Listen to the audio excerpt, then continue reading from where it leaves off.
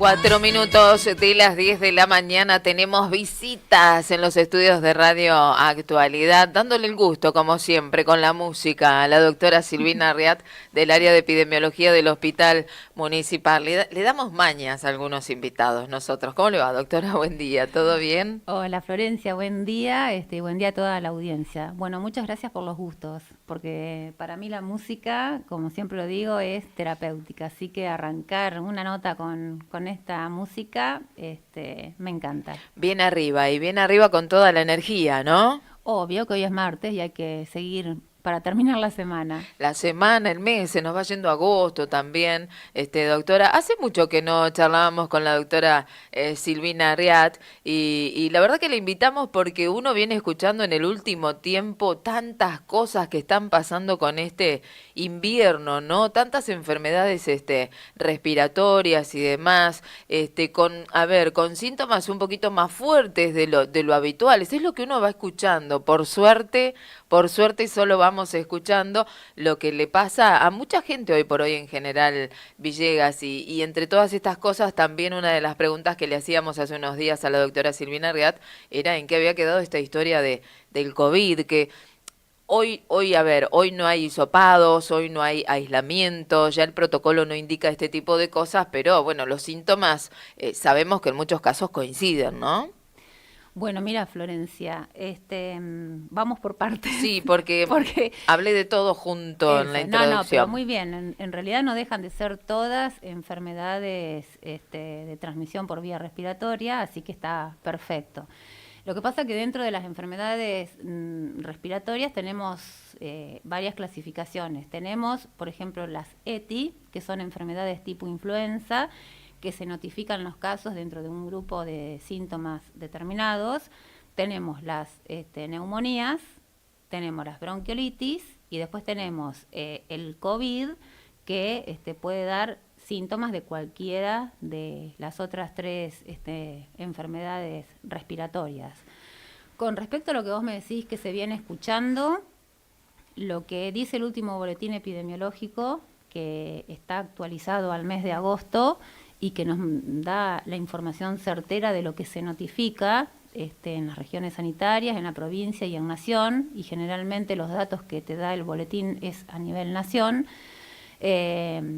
Por ejemplo, con todo lo que es enfermedades tipo influenza, que son las gripes, la faringitis, amigdalitis, traqueobronquitis, todos los cuadros fundamentalmente de vía respiratoria superior se agrupan dentro de esto que se llama ETI. Las ETI, que son enfermedades tipo influenza, la mayoría, pero no su totalidad, se pueden prevenir con la vacuna antigripal, que es la vacuna para evitar la influenza o la gripe A. Está ETI, entonces se notifica dentro, la influenza se notifica dentro de este grupo. Y lo que sabemos que hace la vacuna no es prevenir la enfermedad en un 100% de los casos, pero sí dar cuadros que no requieran internación y que puedan ser sobrellevados en los domicilios de los pacientes. Vos me hacías una pregunta el otro día que daba la sensación como que este año había más casos por ahí de cuadros respiratorios que el año anterior. Bueno, en realidad lo que notifica el boletín epidemiológico hace un repaso desde estas tres enfermedades respiratorias desde el 2014 hasta la actualidad, 2023. Lo que se observa claramente es que desde el 2014, 2015, 2016 y 2017 hubo muchísimos más casos de los tres tipos de infecciones respiratorias hasta el COVID. Cuando sobrevino la pandemia de COVID, todos estos casos descendieron a menos de 30.000 casos a nivel país durante lo que duró la pandemia, ¿no? Porque la mayoría de las enfermedades respiratorias fueron COVID en esa etapa. Y cuando terminó la pandemia COVID, el año pasado, 2022, hubo más casos de ETI que este año. Hubo 128.000 casos de, específicamente hablando de ETI, en todo el 2022 para hasta la misma fecha que ahora, y al día de hoy, en el 2023, llevamos notificados 120.000 casos, o sea, menos cantidad de casos en lo que es ETI. Y dentro de estas enfermedades de tipo influenza o gripales, el mayor pico se dio cuando comenzó el 2023. Las 2 primeras semanas hubo un brote bien marcado de estas enfermedades tipo influenza. Arrancó con anticipación la campaña de vacunación antigripal, se reforzaron y completaron calendarios con vacunas antineumocóxicas también, que son las que previenen neumonías graves, y se vio un descenso en todas estas enfermedades de tipo influenza hasta los meses de mayo, junio y primera semana de julio, donde comenzó a haber un nuevo ascenso hasta llegar a niveles de alerta, pero sin ser brotes. O sea, quiere decir que los niveles ascendieron y hubo que estar atento en la vigilancia de los cuadros respiratorios, porque existía la posibilidad, por esa alerta, de que hubiera un rebrote. Bueno, no lo hubo. Sí aumentaron los casos, se vio en todas las consultas ambulatorias y también en internación, y después, desde ese momento hasta el día de la fecha, ya vienen en descenso a los niveles esperados comparados con los demás años. Eso en cuanto a las enfermedades tipo influenza, que son más las respiratorias altas. Después, con respecto a las neumonías, pasó lo contrario. Las primeras semanas del comienzo de este año, no hubo prácticamente neumonías, comenzando a haber mayor cantidad de casos, también a partir de fines de abril, mayo, junio, habiendo un brote en la mitad de mayo hasta finalizar el mes de neumonías, y después comenzaron a descender hasta estar actualmente en los niveles esperados, lo que no quiere decir que no haya neumonías, las hay, pero lo que se espera para esta época del año.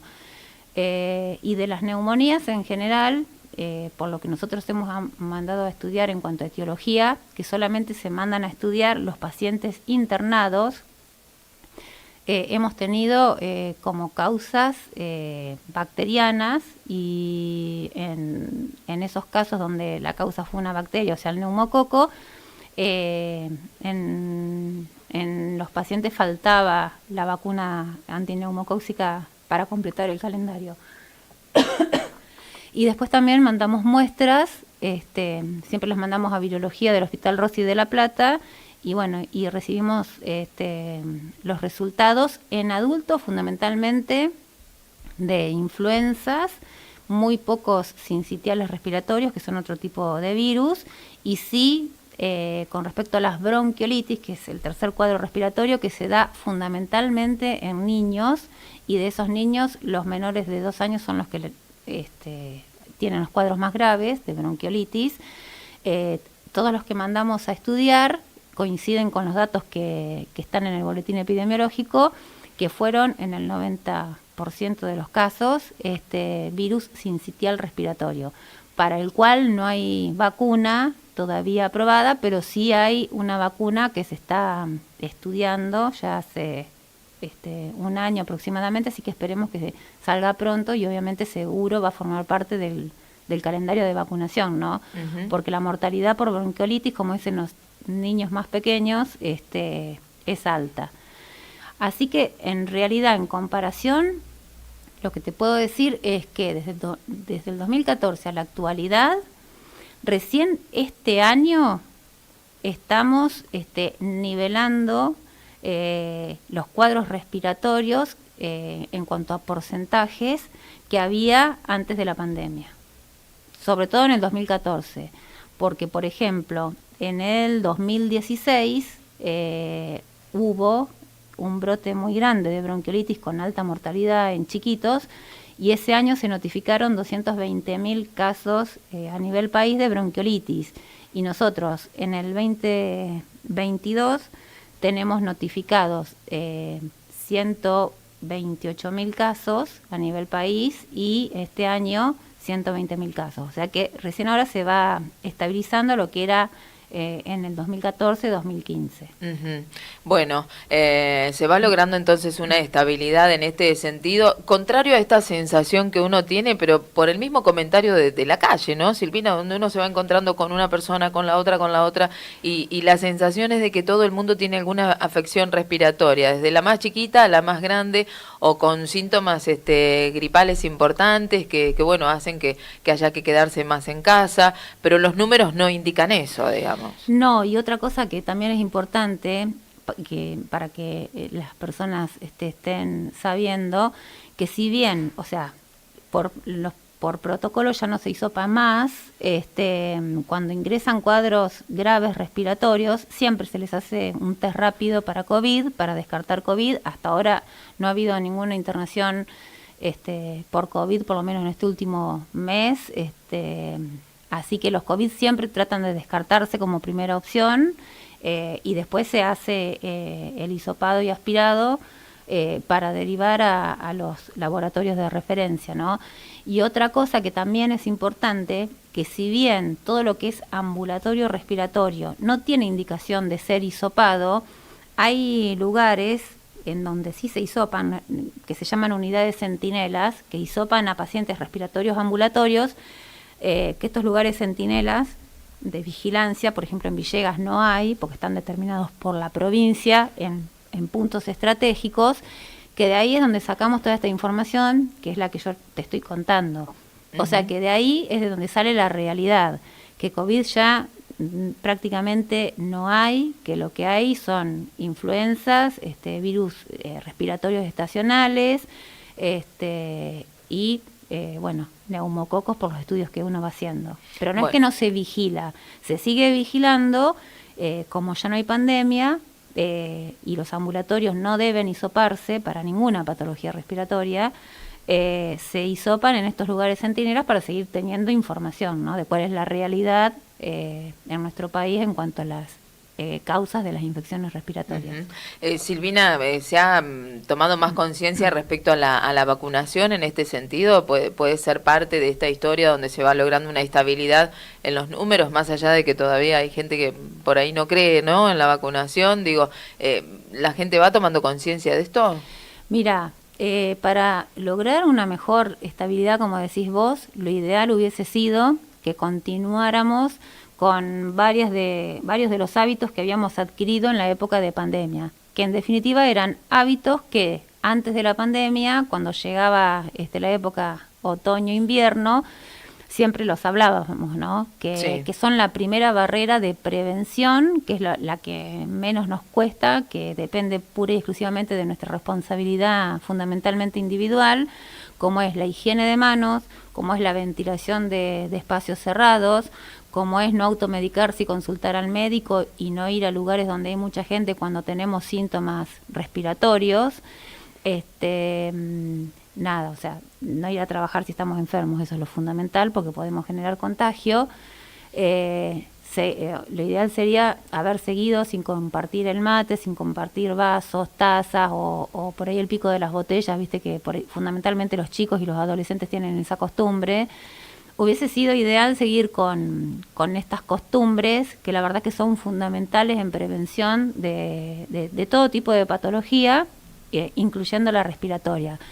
Esas medidas hubiesen ayudado mucho, porque fíjate que yo te estoy diciendo que en la época de pandemia todas estas infecciones respiratorias, que hoy tenemos más de 100.000 casos de todas, eran 30.000 casos entre todas, y se debía a las medidas, ¿no?, de aislamiento y el resto, de usar barbijo si estabas con un cuadro respiratorio, bueno, la ventilación, la higiene de manos, todas las medidas que se tomaron en pandemia, lo que hizo fue que existiera solo el COVID, porque imagínate que si además de COVID hubiesen existido todas estas enfermedades, hubiese sido un caos, porque personas que terminaban internadas, a lo mejor por un cuadro respiratorio de otra etiología, podrían haberse complicado con un COVID, con lo que eso significaba, ¿no? Uh-huh. Entonces, las medidas de siempre sería buenísimo que pudiéramos seguir teniéndolas incorporadas.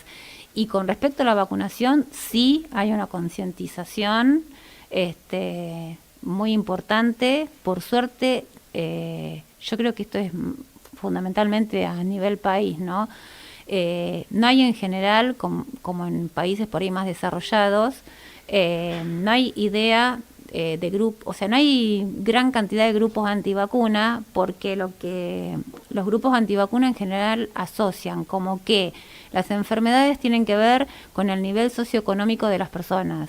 En países desarrollados creen que se enferman las personas de bajo nivel socioeconómico, o sea, desnutridas, que no tienen un buen ingreso económico, que no tienen trabajo, que no tienen educación. Y la verdad que las enfermedades no distinguen niveles socioeconómicos ni cultural. Entonces, tenemos en nuestro país, por suerte, un calendario de vacunación completo que se viene dando a conocer desde hace años. Y bueno, la gente a partir de la pandemia, si alguno tenía dudas con respecto a la vacuna, lo que sí se pudo observar es que con la vacuna del COVID cambió la agresividad del virus, la manera de mutar, se pudo salir de la pandemia y a partir de eso se comenzó con el recupero de los calendarios atrasados y se logró bloquear un montón de brotes de enfermedades que podían prevenirse por vacunas, y como en la época de la pandemia esas vacunas no se aplicaron en tiempo y forma y hubo que recuperarlas después, se pudo bloquear brotes de sarampión o de otras enfermedades, meningitis, que pueden llegar a ser muy graves y dejar secuelas.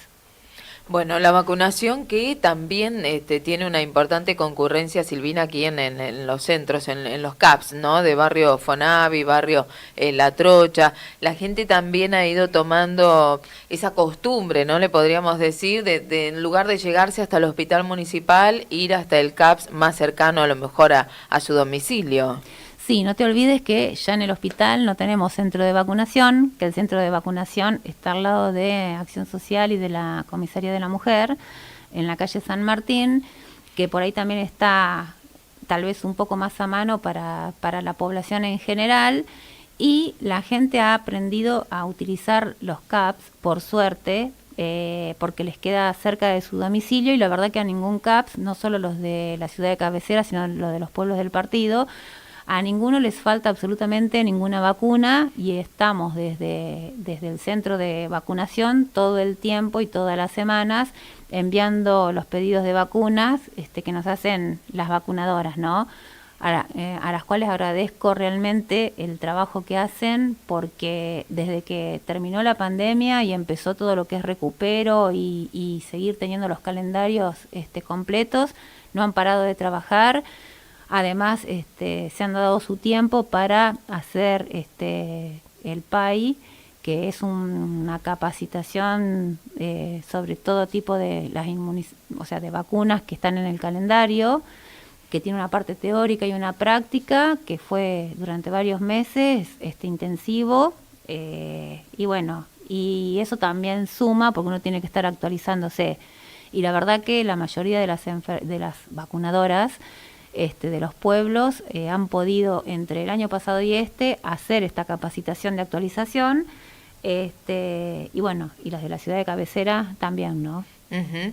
Bueno, mucho trabajo de prevención se viene haciendo desde el hospital municipal. Es algo que ha ido creciendo con el tiempo, a donde siempre te gusta focalizar a la doctora Silvina Riat del área de epidemiología del hospital municipal, fundamentalmente porque obviamente si hablamos de prevención, el fin es ese, justamente, prevenir, ¿no? Esa es la tarea fundamental, la que más te interesa trabajar, Silvina.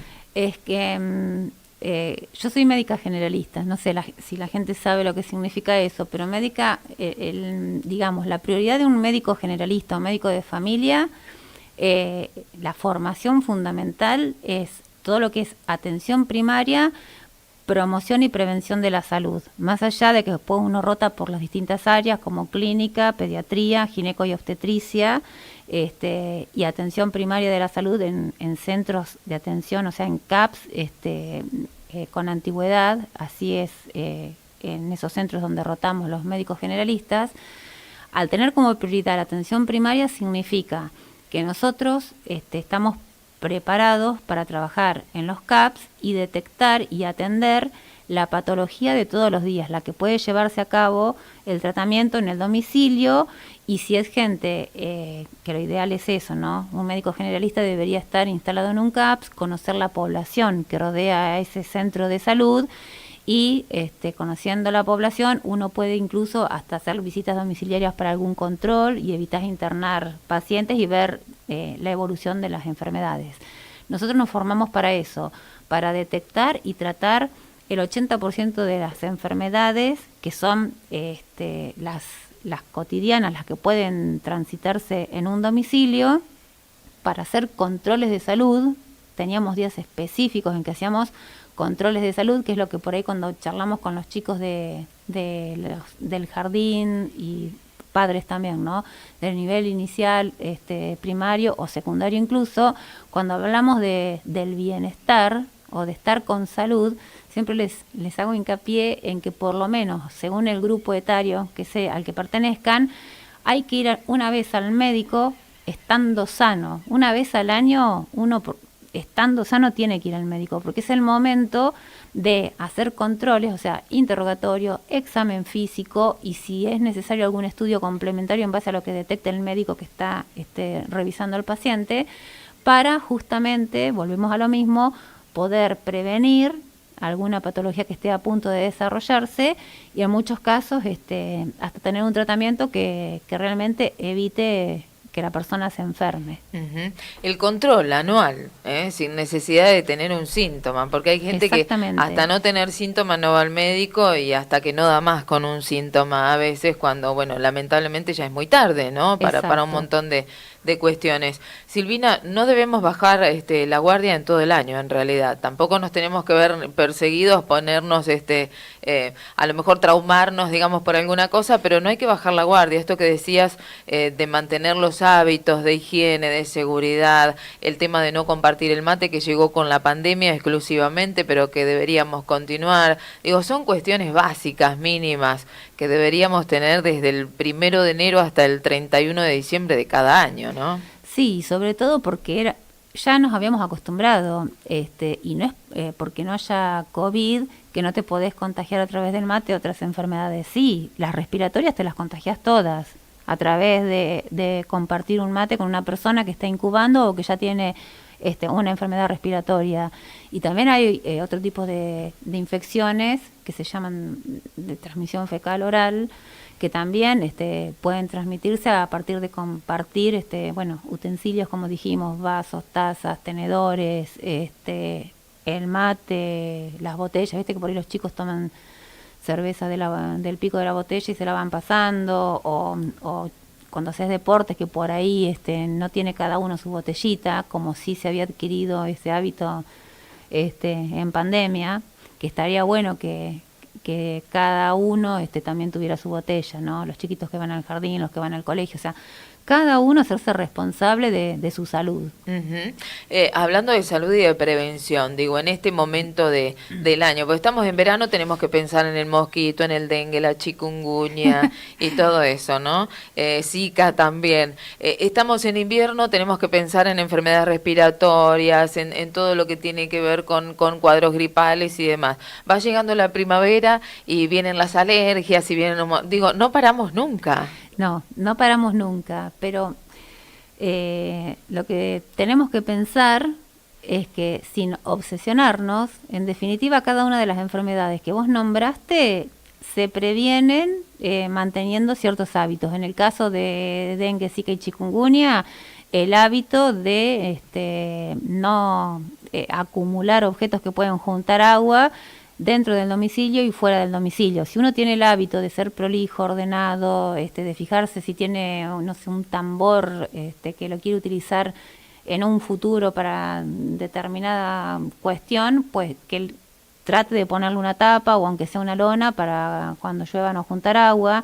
Si tiene una pileta, clorarla. Bueno, son hábitos que lo que hacen es evitarte que después tengas una enfermedad que no tiene tratamiento específico y que muchísimas veces deja secuelas, o en el caso de la embarazada puede generar el nacimiento de bebés con malformaciones de por vida. Entonces, yo no digo obsesionarse, obviamente, porque tampoco es salud, con todo lo que uno tiene que prevenir, pero como forman parte de los hábitos saludables, así como la alimentación, como la actividad física y otros hábitos saludables que tenemos, bueno, estos son también hábitos saludables que lo que hacen es evitarnos enfermarnos y tener que estar internados o tener que consumir un montón de antibióticos o de otros medicamentos que en realidad los medicamentos, obviamente que cuando uno los necesita hay que utilizarlos, pero no son gratuitos para el organismo, ¿está? Entonces, si uno puede evitar las enfermedades a través de buenos hábitos, nada, no cuesta nada, es responsabilidad de cada uno y ya digo, evitarse enfermedades que pueden ser graves, que pueden dejar secuelas en vos o en alguna otra persona a la que se la podés contagiar. Por acá nos están preguntando desde qué edad se puede colocar la vacuna de neumonía y antigripal. ¿Desde qué edad? Los chicos empiezan con la Prevenar, que la tienen en el calendario de vacunación a partir de los 2 meses. ¿Está?